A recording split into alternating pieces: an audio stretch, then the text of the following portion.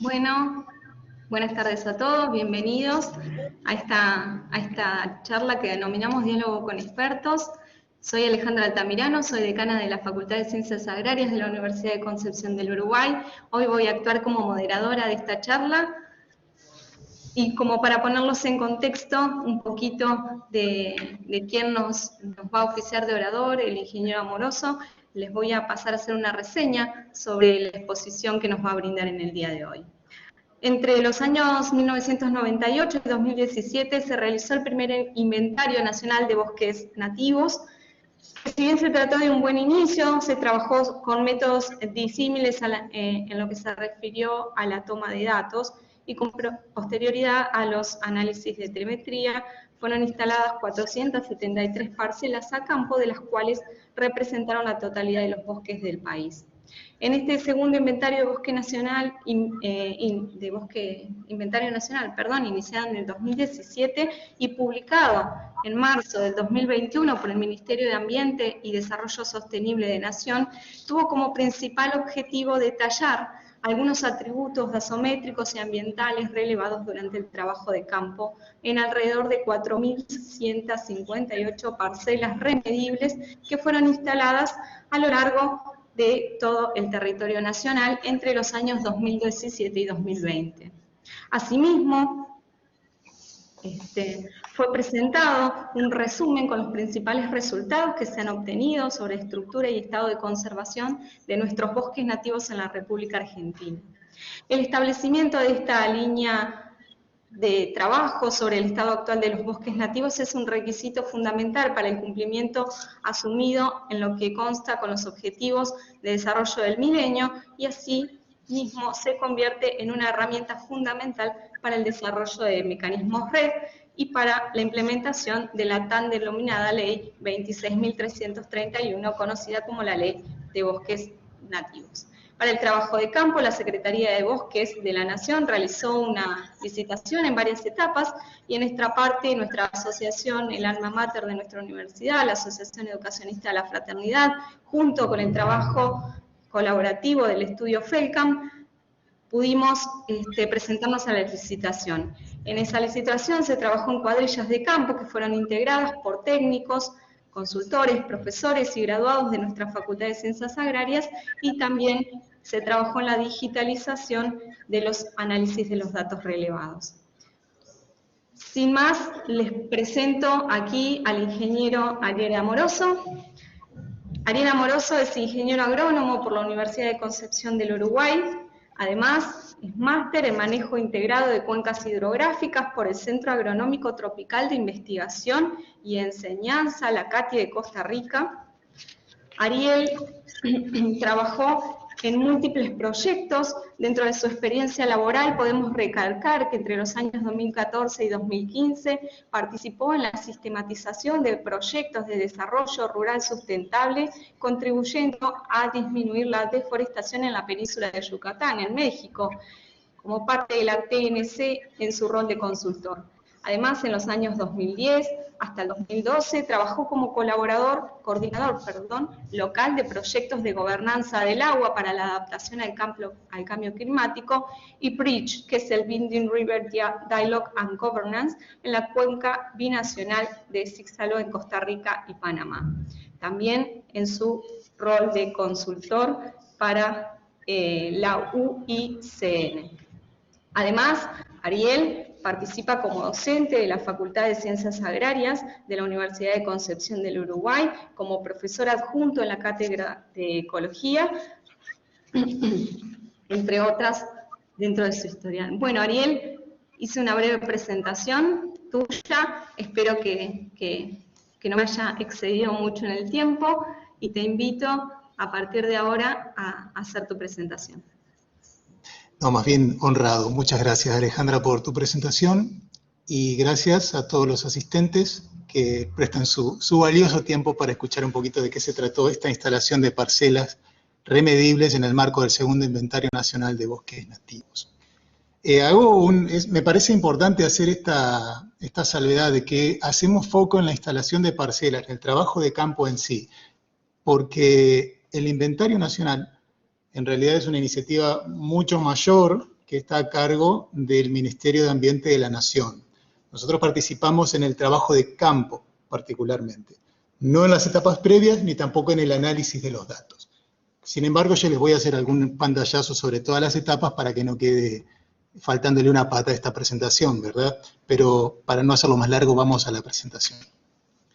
Antecedentes. Un poquito los antecedentes, Alejandra hizo un excelente repaso de los antecedentes, pero yo creo que también hubo un antecedente anterior. Creo que los que estudiamos o nos recibimos, estudiamos agronomía y nos recibimos antes del 2005, hemos estudiado muchísimas veces y hemos repetido ese dato de que la Argentina cuenta con 37 millones de hectáreas de bosque nativo.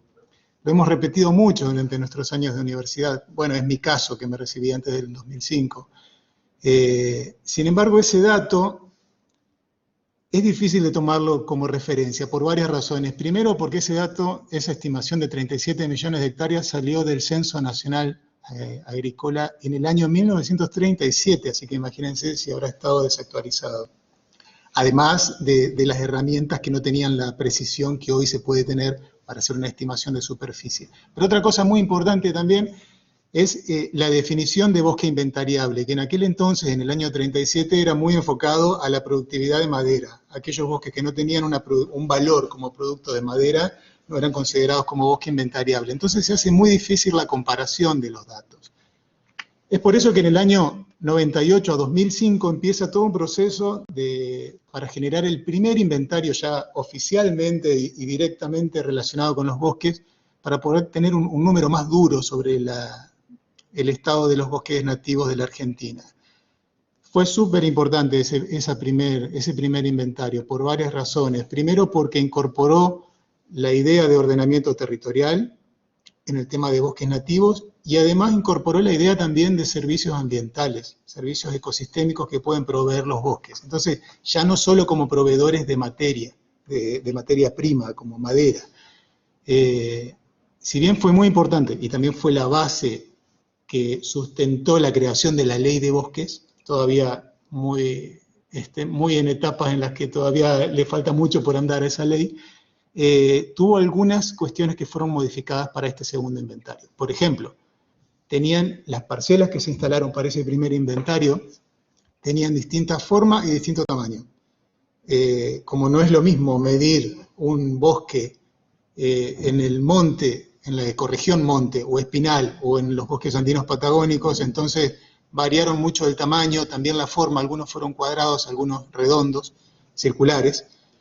Y el otro punto es que se establecieron 473 unidades de muestreo. O sea, fue un esfuerzo muy grande, pero ahora se subió la apuesta para el segundo inventario nacional. A partir del 2017 hasta el 2020 se llevó a cabo el segundo inventario nacional de bosques nativos y se tomó la decisión de estandarizar la metodología. O sea que todas las parcelas que se instalaron esta vez en el segundo inventario fueron todas con la misma forma, todas son circulares y todas tienen el mismo tamaño, 1000 metros cuadrados o 0,1 hectárea.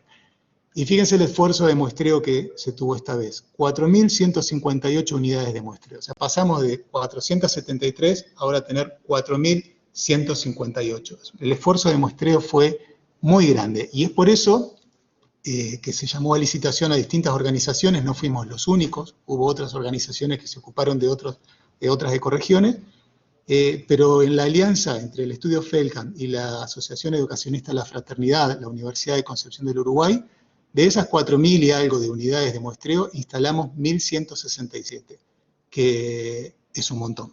Realmente el esfuerzo de muestreo fue muy, muy, muy grande.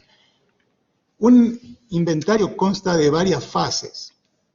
La primera fase fue establecer objetivos y métodos de muestreo. Eso correspondió en su totalidad al Ministerio de Ambiente de la Nación.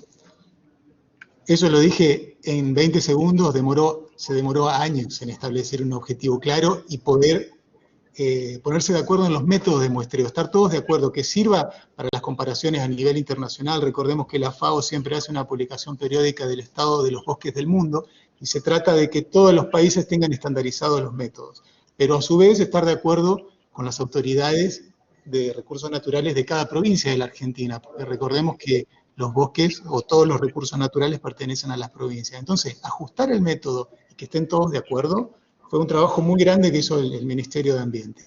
Ariel, Sí, perdón.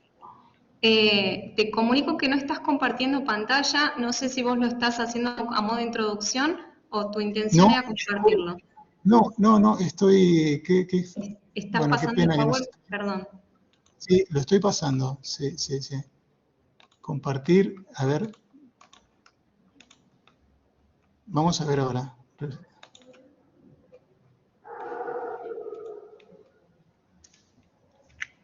Ahí está. Perfecto. Vamos de nuevo. ¿Se está viendo ahora sí?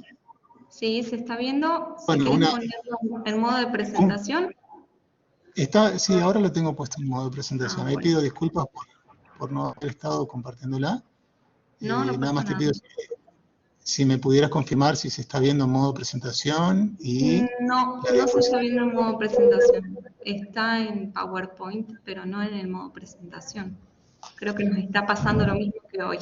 Sí, en las pruebas, estábamos Muy haciendo las bien. pruebas. Bueno, propongo darle 30 segundos a ver si se actualiza. Perfecto. Si no, voy al modo... no va a quedar con algunas animaciones, pero...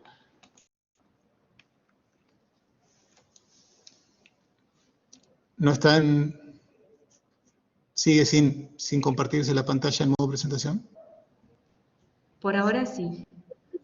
Bueno, hagamos una cosa. Me voy... ¿Cómo se está viendo? Se está viendo el PowerPoint como si no lo tuviera en presentación, ¿verdad? Exactamente, sí. Bueno, voy a seguir pasándolo así, para no demorarnos más. La siguiente etapa fue el trabajo de campo. Ahora sí están viendo donde dice fases y hay unos bosques. Sí, perfecto. Sí. Bueno, perfecto. La etapa de campo, ahí sí fue donde entró nuestra participación. Fíjense que abajo va a ir apareciendo una barra en la que nos va a ir ubicando en qué fase vamos a seguir hablando. Después vino la base de datos, la generación de base de datos, ahí fue compartida, porque de nuestra parte sí hubo,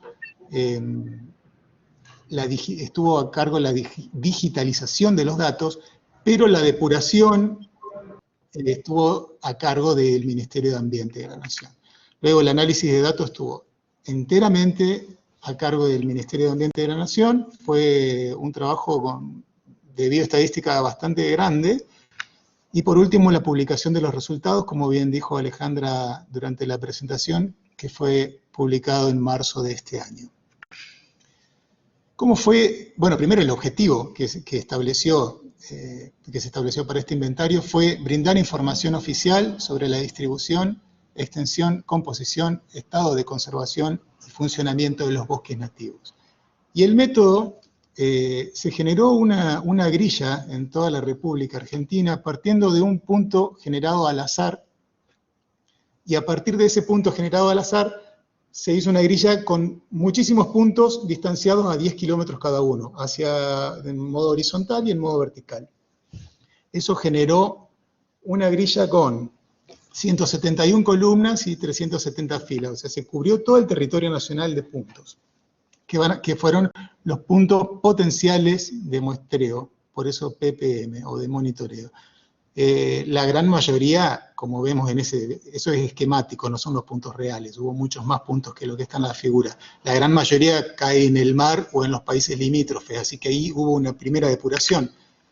Luego vamos a otra depuración. Esos puntos potenciales de monitoreo o de muestreo fueron contrastados, todo esto por parte del Ministerio de Ambiente. O sea, de esto nosotros no participamos en nada, pero quiero hacer esta introducción. Fueron contrastados con imágenes satelitales de muy alta resolución, en la que se pueda detectar bosque nativo inventariable, que cumpla con las características que tiene que tener el bosque para que sea inventariable. Eso se hizo con una aplicación que se llama Collect Earth, que es parte de un paquete de un software muy poderoso que generó la FAO, que se llama Open Forest. A ese Open Forest lo usamos para otras cosas también, como por ejemplo para subir los datos, para la digitalización de los datos. Los puntos, o sea, eso que estamos viendo, el gráfico, es como si hiciéramos un zoom en esos puntos que estaban en todo el territorio, ¿verdad? ¿Se entiende?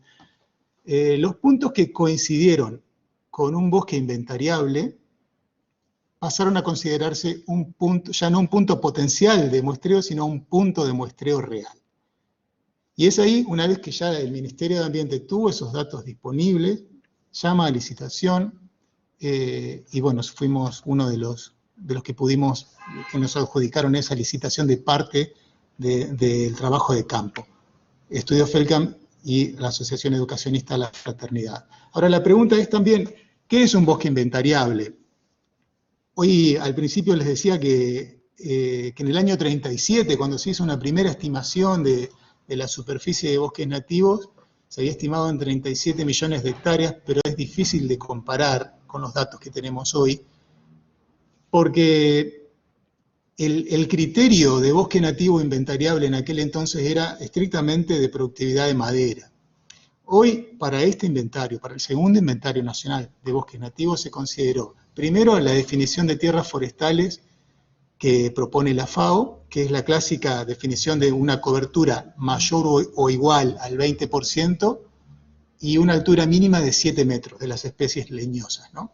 Pero en este caso, para este inventario, se agregó otras tierras forestales, otras formaciones leñosas, que a su vez se dividen en varios subtipos. Se agregó el tipo 3 y el tipo 5. ¿Eso qué es? El tipo 3, igual que el anterior, una cobertura mayor o igual al 20% de la superficie cubierta por especies leñosas y con árboles que van entre 3 y 7 metros de altura. Esto permitió incorporar mucha más superficie de montes nativos, porque por ejemplo en la ecorregión de monte, la mayor parte, o muchísimos árboles, están entre 3 y 7 metros de altura. Si no hubiese sido así, gran parte de la región, de la ecorregión de monte no hubiese entrado. Y esta vez se agregó, a diferencia de otros inventarios, otras formaciones leñosas de tipo 5, que son los palmares.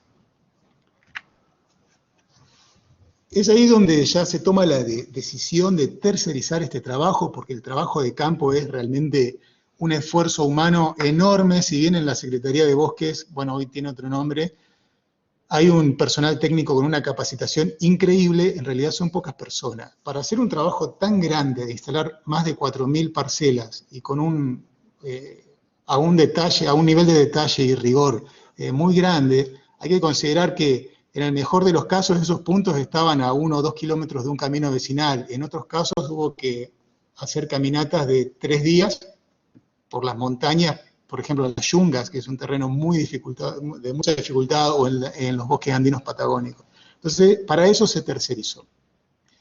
Una vez que fueron adjudicadas las licitaciones por partes, por ecorregiones, los que participamos de ese trabajo de campo recibimos capacitaciones. Recibimos varias, en realidad. Siempre fueron teórico-práctica, con mucha fuerza en el trabajo práctico, y siempre era instalando parcelas reales. Por ejemplo, las fotos que estamos viendo ahí, la de más arriba, estamos recibiendo una capacitación de parte del Ministerio de Ambiente en una parcela real, que estoy tratando de recordar, eso es en la ecorregión de Monte, en la provincia de Mendoza. La que está al medio, estamos en San Luis, en la ecorregión Espinal. Quien está sosteniendo la pértiga para estimar la altura de ese árbol es el ingeniero forestal Emilio Montefinale, que fue el responsable técnico de nuestro equipo. Y abajo la clásica foto de todo el grupo que recibe la capacitación. Para esas capacitaciones participó también las autoridades de varias provincias. Luego de la capacitación vino la instalación en sí, que fue el esfuerzo más grande, la digitalización, y después de parte del Ministerio de Ambiente nos iban controlando lo que digitalizábamos, pero también en campo. Detrás nuestro venían, nosotros no sabíamos cuáles eran las parcelas que iban a controlar, pero un porcentaje de las parcelas que nosotros instalábamos y medíamos, detrás nuestro venían técnicos del Ministerio de Ambiente volviendo a medir para poder detectar si estábamos cometiendo errores sistemáticos, por ejemplo, y así mejorar los errores que estábamos pudiendo tener. Una vez que ya había sido todo controlado y supervisado, recién ahí consideró una unidad de muestreo instalada. Así que el esfuerzo llevó muchísimo tiempo para que pueda pasar por todas esas etapas. Pero vamos de a uno. La instalación, que acá es donde realmente quería llegar. El primer punto, bueno, pena que no lo puedo pasar como modo de presentación para que vayan apareciendo de a uno las fotos y no sea tan confuso toda la pantalla. Pero bueno, si me van siguiendo, voy a tratar de ser ordenado y si me van siguiendo quizás podamos facilitarlo. El primer Ariel, paso... perdón. ¿Sí? Probá ahora ¿Sí? ponerlo en modo presentación a ver si quizá la pantalla te lo... Pruebo, hagamos una prueba. No, Ahí lo tengo en modo presentación. ¿No? Bueno, no. volvemos, no hay problema, no pasa nada. El primer paso fue la carga de los waypoints, o sea, los que estén familiarizados con, yo creo que la mayoría con los GPS, waypoint es como denominamos a cada uno de esos puntos georreferenciados, esos que aparecían en la grilla, ¿se acuerdan?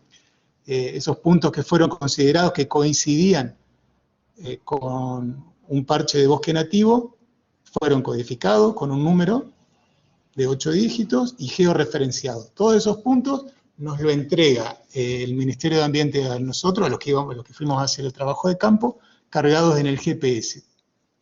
Ahí viene un trabajo que parece fácil, identificar a los propietarios de los, porque casi la totalidad, excepto algunos puntos que cayeron en parques nacionales o provinciales, pero casi la totalidad estaban en terrenos privados.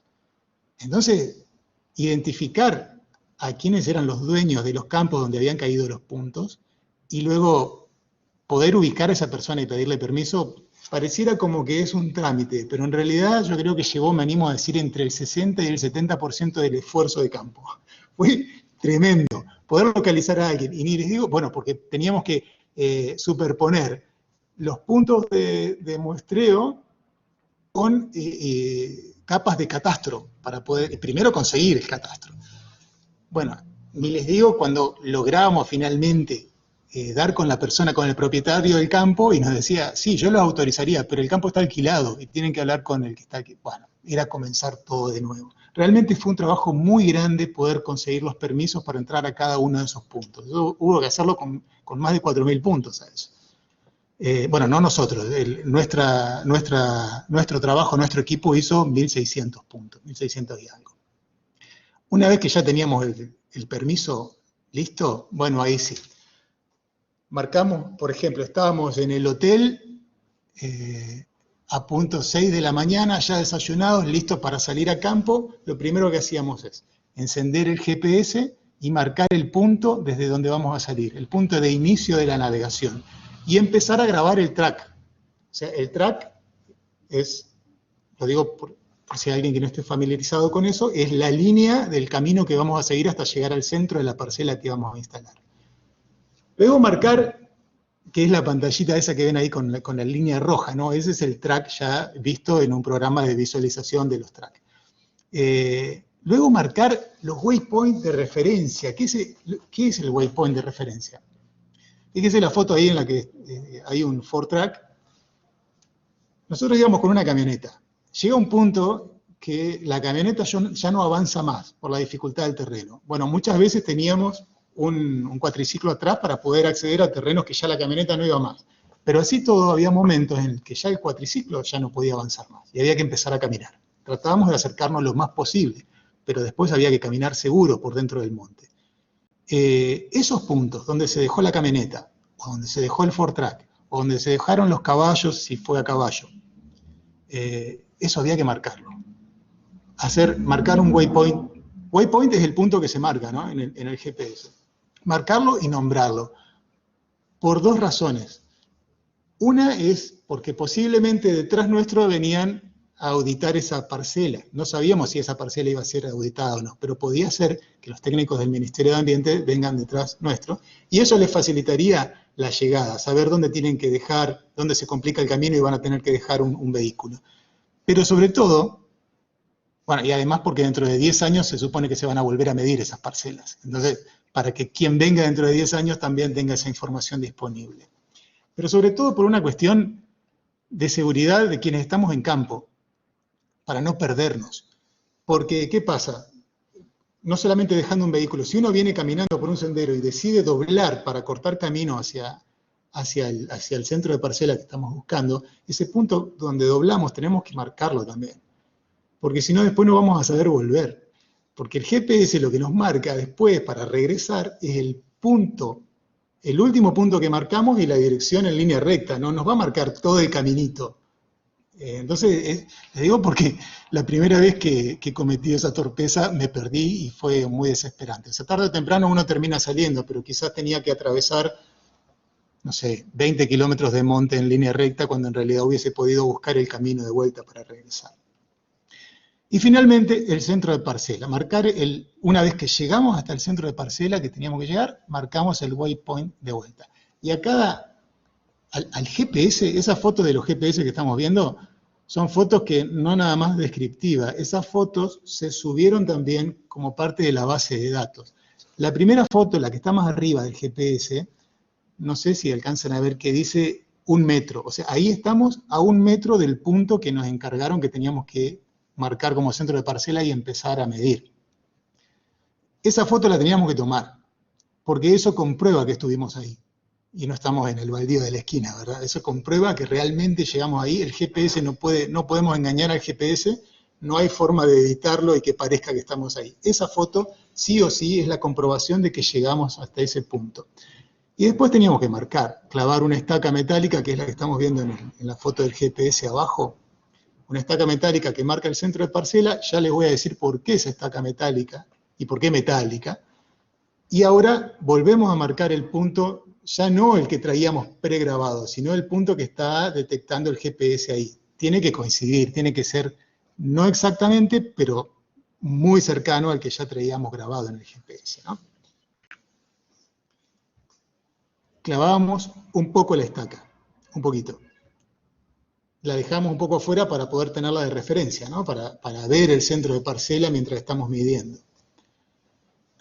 Y el primer paso es sacar una foto de 360 grados. Esa foto que está arriba no es una panorámica, sino que son 360 grados, es decir, que se une eso por detrás, ¿no? ¿Qué quiere decir? Que, por ejemplo, el arbusto que están viendo a la izquierda es el mismo que el que está a la derecha. ¿Se entiende eso? Son 360 grados. Eso es fundamental, fue parte de los requisitos también de la base de datos. Eso también se subió a la base de datos como forma para guiar a quienes vayan después y poder reconocer bien el lugar. Y después comienza el proceso de demarcación de las parcelas. Yo le contaba que era una parcela circular, 1000 metros cuadrados, o sea que un radio de 17,8 metros, eso da en todo el círculo 1000 metros cuadrados, y se subdividió en parcelas A, parcelas B y parcelas C.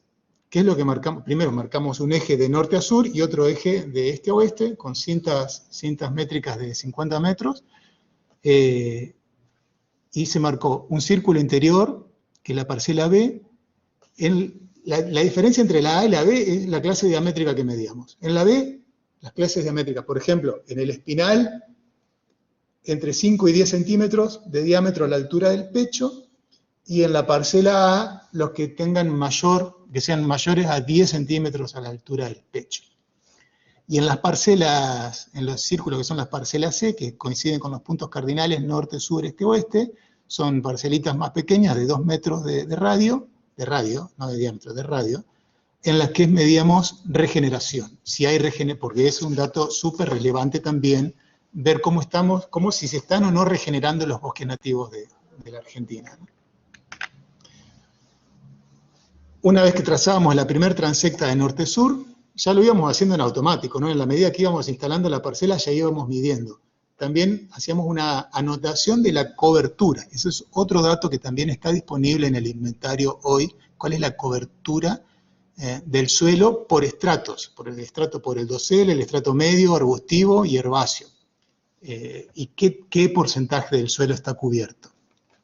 Y a su vez también en la misma transecta, sobre norte-sur, material leñoso caído. Material fino, mediano y grueso. ¿Cuál es la importancia del material leñoso caído? O sea, el material leñoso muerto que ya está desprendido de la planta. Es importante por algo que está muy en el tapete en este momento, que son los incendios forestales.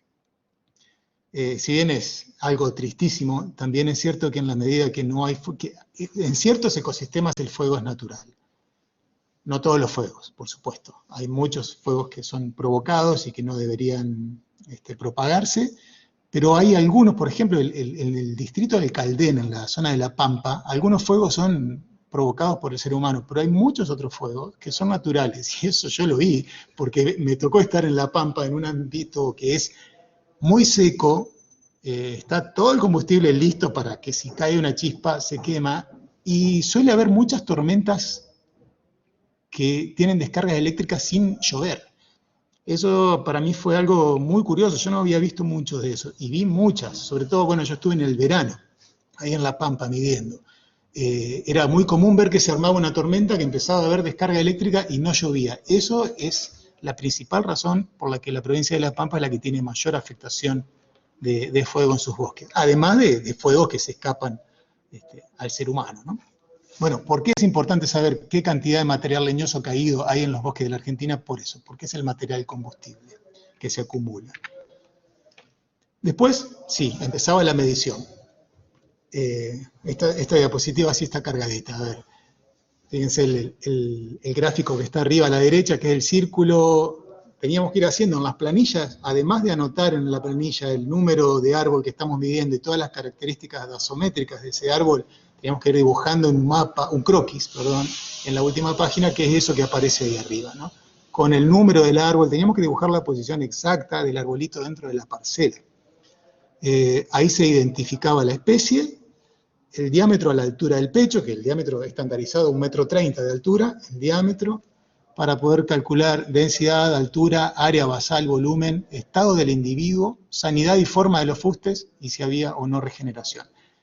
Yo les nombro todas esas características dasométricas que son las que medimos, porque son las que van a encontrar en el informe del Inventario Nacional de Bosques Nativos si van a ese documento. Y por último, también anotábamos en las planillas el tipo de paisaje, colinado, serrano, montañoso, llano, la presencia de productos forestales no maderables, dependiendo en qué ecorregión nos encontrábamos, teníamos un listado de productos forestales no maderables que teníamos que anotar si había presencia o ausencia, y si había rastros de incendios, de tala, o sea, presencia de tocones, erosión, ganadería u otras observaciones que veamos necesarias para anotar en campo. Todo eso lo íbamos anotando en las planillas. Ahí hay la foto de abajo donde está todo el instrumental, es un resumen de todo lo que cargábamos. Pensemos que teníamos que llevar mucho instrumental y que muchas veces era caminando, muchas horas y en verano. O sea, por eso nos encanta, trabajamos en estos temas porque nos encanta, pero realmente eran jornadas de 15 y hasta 17 horas diarias y como estábamos de viaje, tratábamos de aprovechar de domingo a domingo. Así que trabajamos 20 días y nos volvíamos al centro de operación. Acá yo estoy en Entre Ríos y trabajábamos desde acá en Entre Ríos, en el centro de operación, y volvíamos a campo otra vez 20 días y para aprovechar al máximo 15 horas por día de trabajo de domingo a domingo. Fue realmente muy duro, pero lo disfrutamos muchísimo. Ahí está un resumen de algunos instrumentales. Hay uno que, a ver si lo alcanzan a ver, el que está bien arriba y un poquitito a la izquierda, que es de color naranja, que es circular, y al lado hay uno gris, que es parte del mismo instrumento, que tiene una pantalla. Eso es un ipsómetro. Muchos le llaman Vertex, porque es la marca más conocida, que esa es una marca Vertex, por ejemplo.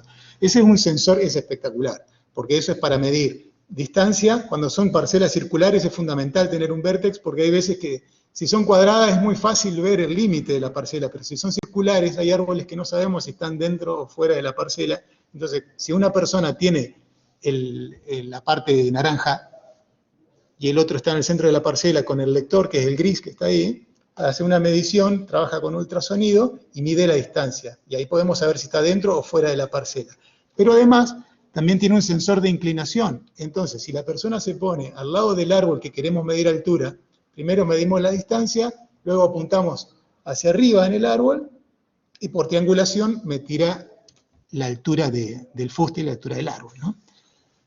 Asimismo, si bien era una de las herramientas más geniales que podíamos tener en este inventario, era de las más sensibles a los golpes y la más cara también. Así que la cuidábamos como oro, iba siempre en cajas herméticas cuidándola como oro.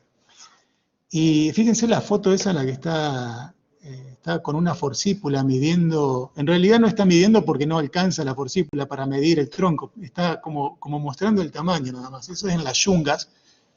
Creo que es en Jujuy, en la que está Pablo Martinolich, que realmente fue el todoterreno más todoterreno del equipo. Realmente es increíble cómo ha llegado a los puntos de extrema dificultad a los que ha llegado.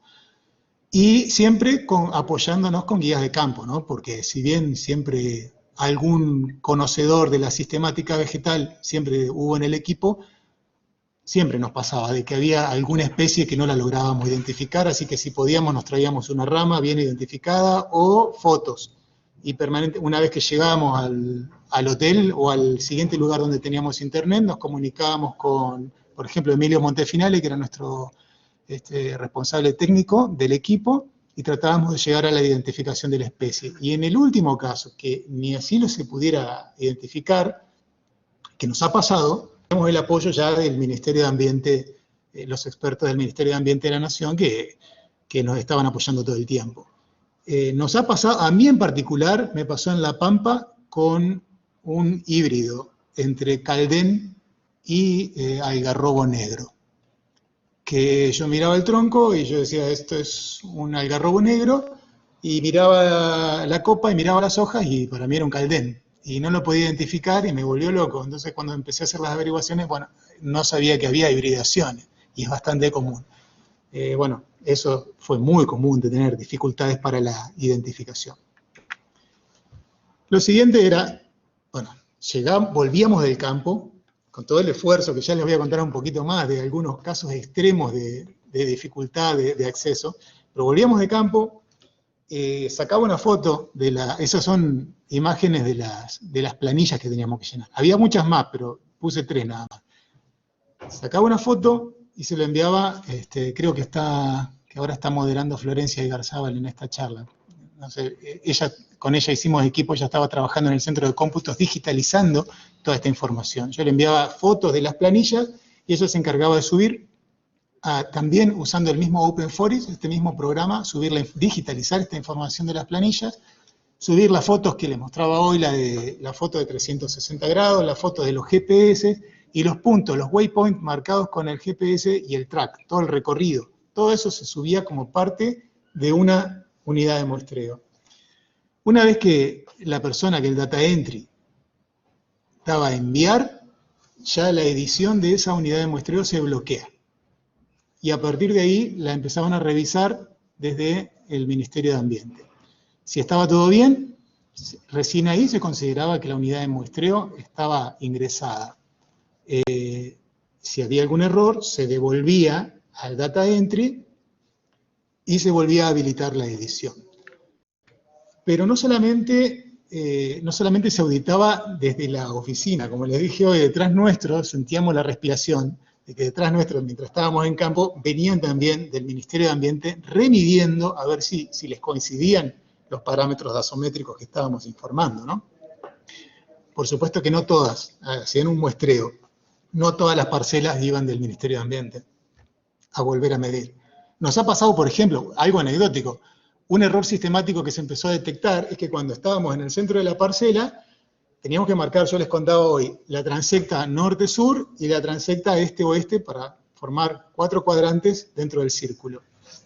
Y nos pasó que en las auditorías de campo detectaron que el norte estaba un poquito desplazado, pero no en una parcela, sino en muchas. Entonces, eso es un error sistemático, un error que se repite. Cuando empezamos a ver qué era lo que estaba pasando, ¿se acuerdan que hoy les dije que clavábamos una estaca metálica? Esa estaca es metálica porque dentro de 10 años alguien tiene que volver a medir esa parcela. Y los GPS tienen un error de 3 metros, 2 metros, que es insalvable. No se puede salvar ese error.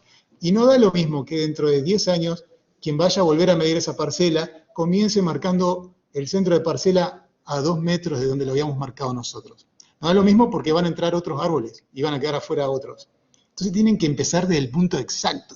¿Y cómo se salva ese error? Bueno, se llega con el GPS navegando hasta ese punto y luego para determinar exactamente dónde está el centro de parcela, con un detector de metales, se puede encontrar esa estaca metálica que quedó ahí clavada. Pero ¿qué pasó? Esa estaca nosotros la clavamos un poco, mientras estábamos midiendo la dejábamos un poquito expuesta para tener de referencia dónde estaba el centro. Cuando terminamos de medir, terminábamos de clavar la estaca. Pero entonces, el primer paso era clavar la estaca y luego, desde el centro de parcela, con la brújula, medir, buscar el norte para empezar a trazar las transectas. ¿Y qué pasa? La estaca metálica nos estaba corriendo la aguja de la brújula. Es algo que no nos habíamos imaginado, hubiésemos podido imaginarlo, pero no lo imaginamos. Yo pensé realmente que sabía que los objetos metálicos podían tirar un error en la brújula, pero creí que necesitaba muchos más objetos cercanos. Así que entonces modificamos el protocolo, clavábamos la estaca, nos marcábamos bien dónde estaba el centro de parcela, luego el que estaba en el centro de parcela tiraba la estaca lejos, medíamos el norte y después sí, otro asistente traía la estaca otra vez para terminar de clavarla. Pero eso fue solo detectado por la auditoría de campo, si no, era imposible.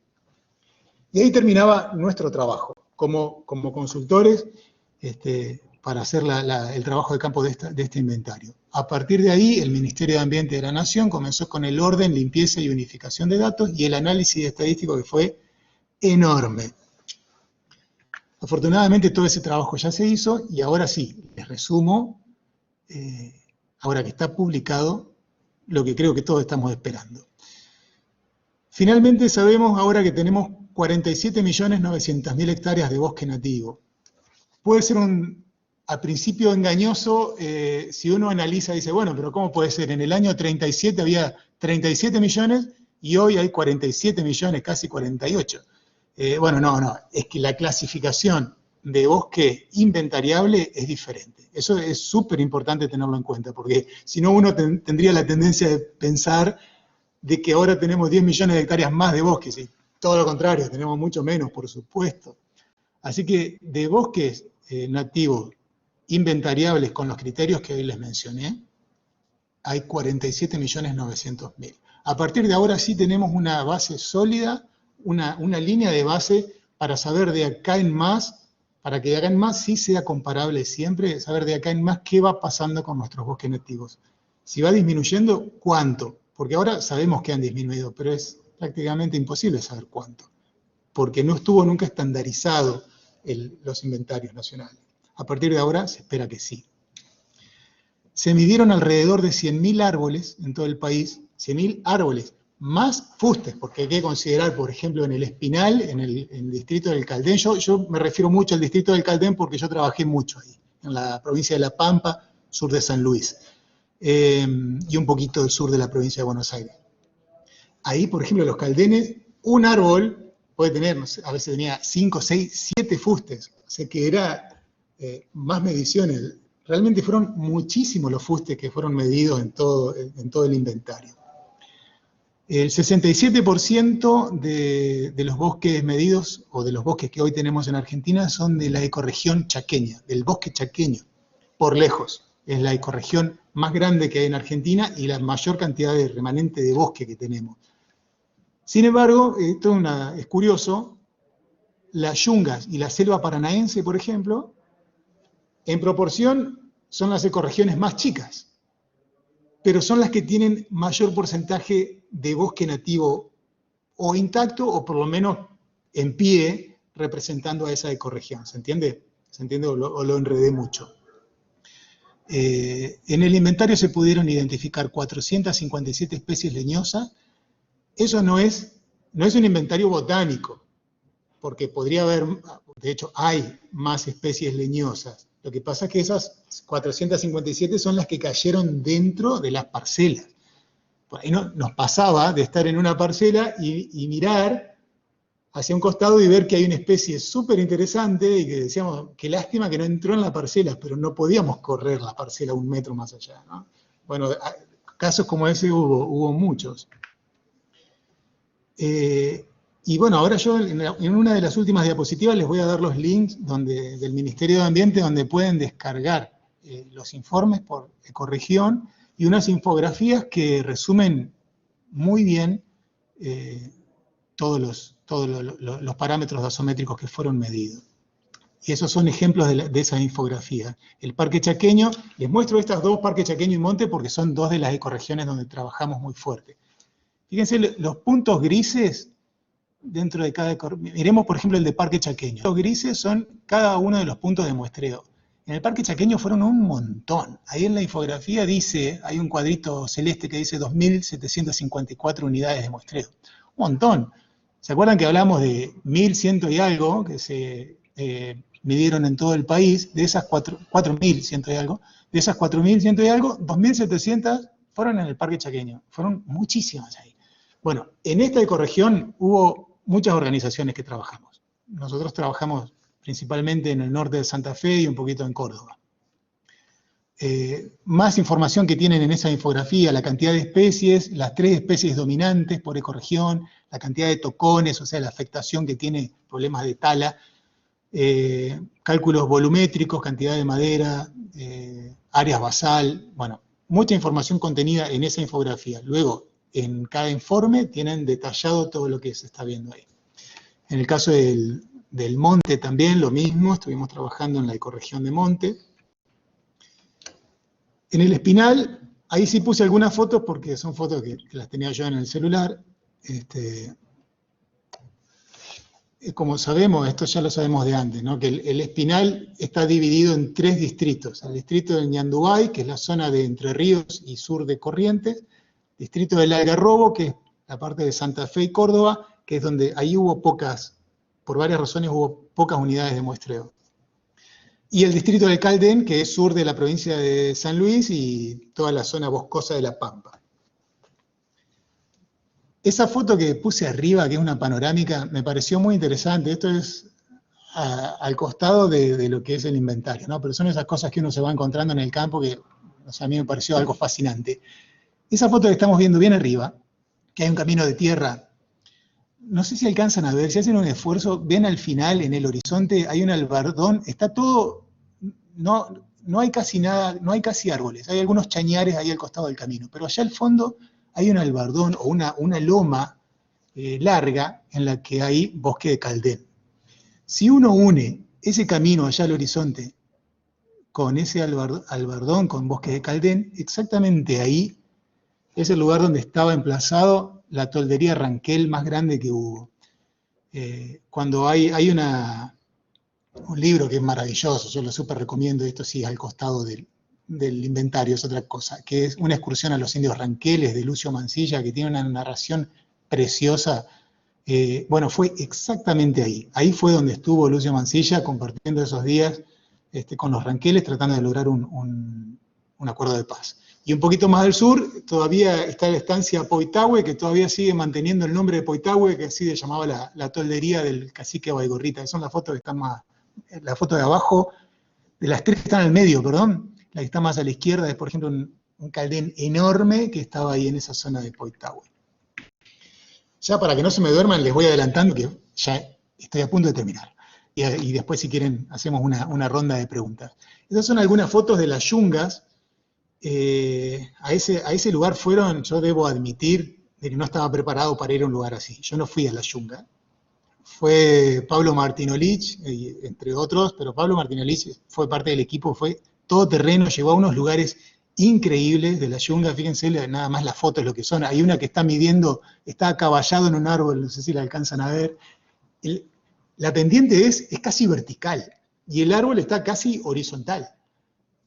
Y había que medirlo igual.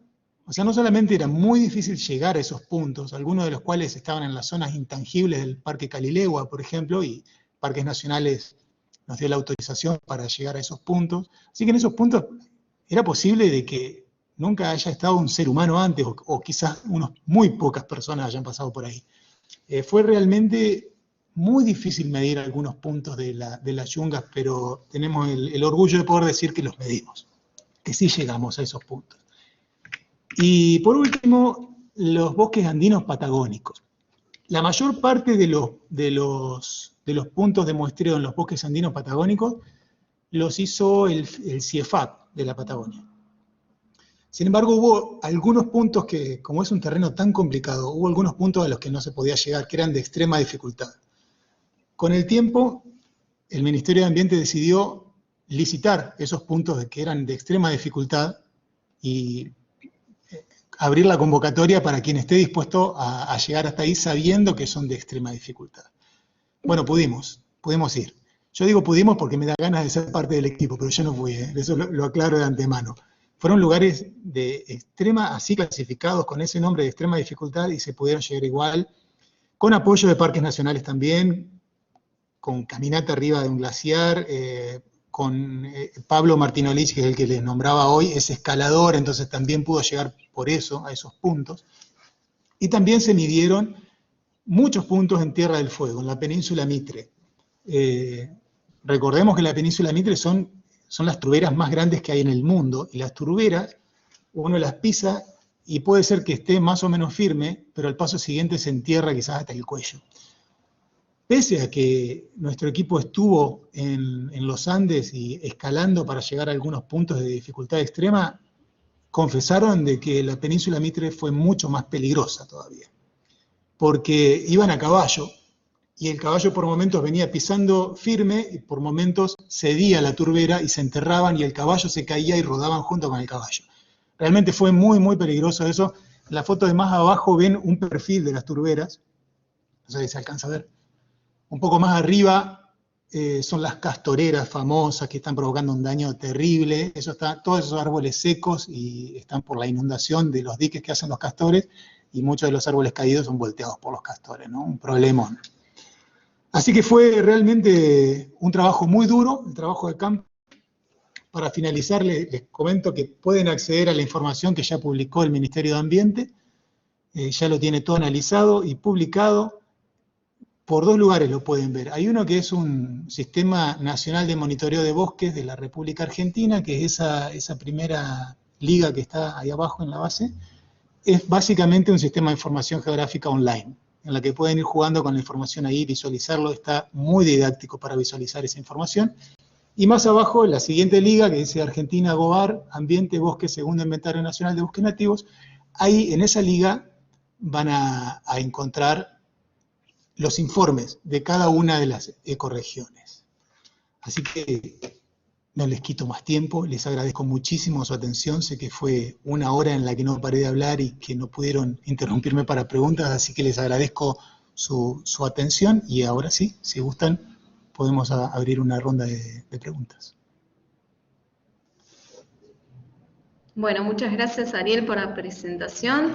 Si querés dejar de compartir tu pantalla por un momento, así podemos verte a vos. Bueno, obviamente en No la me, sala. Sí. no me estaban viendo. Yo No, que me sí. había peinado pensando de que me estaban viendo. No, te veíamos un poco pequeño en la pantalla, pero te veíamos al fin. En la sala de Bueno, chat, a todos los presentes tienen la posibilidad de hacer una pregunta, y si no, directamente activando el micrófono, eh, preguntarle a Ariel. Bueno, Ariel, agradecerte por la presentación. La verdad que hay algo que reconocer, y es con la pasión con la que hablas. Evidentemente, es un trabajo excelente el que han podido hacer, más allá de la labor tan ardua. Creo que parte de lo que hoy se traduce al relevamiento que existe a nivel nacional sobre bosques nativos, y que podemos acceder desde el Ministerio de Ambiente de Nación, se debe, digamos, a la capacidad de trabajo y al levantamiento de datos que se pueden hacer en terreno. Sin dudas, la actualización de esos datos era necesaria. Estábamos midiendo o estábamos trabajando con datos que en realidad no reflejaban para nada la situación de nuestros bosques nativos en la actualidad, no solo porque se escapaban muchos datos por fuera de las mediciones, sino también porque muchas veces estaban no sistematizados, y nos lleva generalmente la no sistematización a que exista mucho error, ¿no?, en el muestreo. Así que súper interesante conocer sobre el trabajo que han realizado. Ariel, han trabajado en este proyecto también, graduados de la facultad que han trabajado en las cuadrillas, y bueno, nombrabas a Florencia también, que se encargó del proceso de digitalización junto con el estudio FELCAM. Así que simplemente, bueno, eso, felicitarlos y bueno, escuchar las preguntas que tengan para hacerte. Gracias, Alejandro.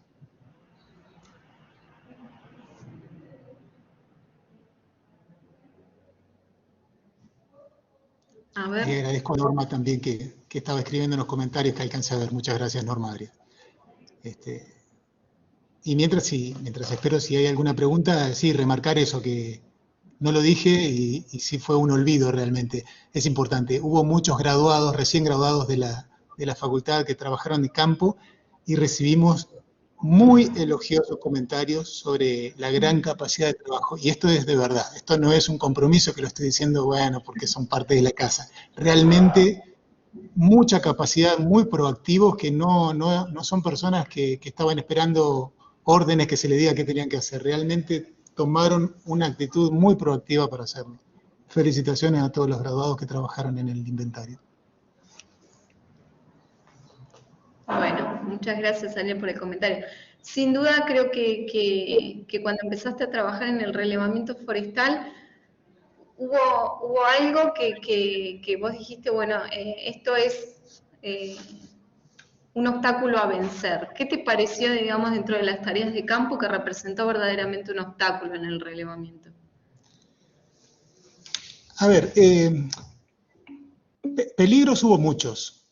Peligros, desde posibilidades de caídas en acantilados, o sea, realmente el terreno era muy complicado. Son los terrenos en los que anduve, no tuve que escalar, pero sí me ha pasado de estar midiendo y que una yarará me tire un mordisco y que no me lo pegó por casualidad, y estar muy lejos de todo. O sea, ese tipo de peligros siempre existieron, pero son peligros que nosotros los que trabajamos en esto sabemos de qué se trata y estamos acostumbrados y lo asumimos. Pero realmente el obstáculo más grande es curioso, porque no es algo técnico. El obstáculo más grande era conseguir el permiso de los dueños de los campos. Eso realmente dificultaba todo. Fue una tarea que creo que subestimamos y nos encontramos con una dificultad enorme, porque era muy, muy difícil estar en campo y ver que se nos pasaba el tiempo y no conseguíamos las autorizaciones. Realmente eso fue, yo creo que no dudo en decir que fue ese el obstáculo más grande. Hay que pensar que fueron más de 4.000 puntos, o sea, no lo que hicimos nosotros. Nosotros, en el equipo, 1.600 y algo de puntos. Hubo que contactar a más de 1.600 propietarios de campos. Algunos fueron en parques nacionales, pero muy poquitos. Ese fue el obstáculo más grande a vencer. Muchas gracias, doctor Sauret, por sus comentarios de felicitaciones que estoy viendo ahí que escribe. Bueno, sin duda, Ariel, ha sido una jornada muy interesante de compartir. Evidentemente, la mayor dificultad no tiene que ver con la naturaleza en sí, sino más bien con lo vincular entre los seres humanos. Pero bueno, creo que de todo esto nos queda también una enseñanza positiva. Simplemente veo que no hay preguntas en el chat, agradecerles a todos los que estuvieron presentes hoy en la exposición de Ariel. La verdad que agradecerte nuevamente por la predisposición, aparte de la predisposición, con la pasión con la que presentás siempre los trabajos en los que venís desarrollando actividades, así que te agradecemos nuevamente que hayas aceptado participar de las jornadas, es un gusto. Lo tuvimos hace un momento también Antonio Angrisani, el decano de la Universidad de Morón, que estuvo presenciando tu exposición, quien a través de la mensajería te manda una felicitación y un abrazo por la exposición. Así que bueno, agradecerles a todos los presentes y desearles que sigan participando en el día de mañana de las jornadas de las subunidades de vinculación para agronomía, agroindustrias, alimento y vitivinicultura. Y bueno, dejarles un abrazo cordial desde la Universidad de Concepción del Uruguay a todos. Muchas gracias. Hasta luego. Hasta luego, muchas gracias.